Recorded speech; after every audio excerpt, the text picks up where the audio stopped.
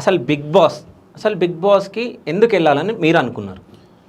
So simple అన్న, ఇప్పుడు నేను లైఫ్లో కొన్ని అచీవ్మెంట్స్ చేసిన నేను నాకేంటంటే కొత్తగా ఏదైనా ట్రై చేద్దాం అని చెప్పేసి నేను బిగ్ బాస్కి వెళ్తున్నా.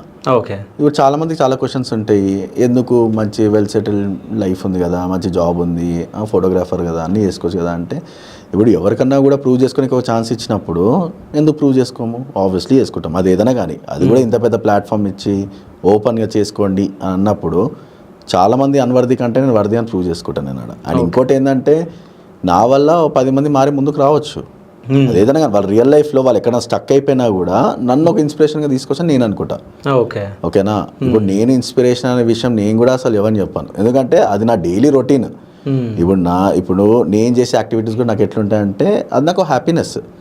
నా హ్యాపీనెస్ వేరే వాళ్ళకి కూడా అది ప్లస్ అవుతుంది అంటే ఎంతకన్నా చేయొచ్చు మనం. సో అదొక మెయిన్ మోటివ్ అంతే. స్పెషల్గా దీనికోసం వెళ్ళాలి, ప్లాన్డ్గా వెళ్ళాలి, ఏదో చేయాలి అట్లా ఏం లేదు.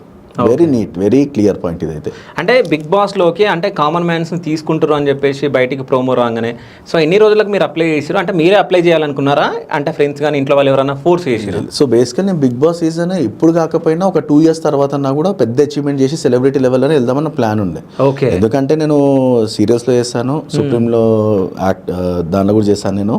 ఓకే. సో మా టీవీలో సుందరకాండ సీరియల్ చేశాను నేను, కొన్ని episodes and all 20 almost 15-20 episodes ఉంటాయి చిన్న చిన్న క్యారెక్టర్స్, నీట్గా మంచి క్యారెక్టర్. అది కాక మ్యారథాన్స్ చేస్తుంటా, అన్నీ చేస్తుంటా. సో ఆబ్వియస్లీ ఏదో ఒక రోజు నేను కొంచెం ఆ స్టేటస్ అనేది వస్తుంది నాకు, పెద్ద పెద్ద ఏమైనా అచీవ్మెంట్స్ చేసినా కూడా వస్తుండొచ్చేమో, దాని ద్వారా వద్దాంలే అని చెప్పి నాకు ఆ ప్లాన్ ఉండే. ఓకే.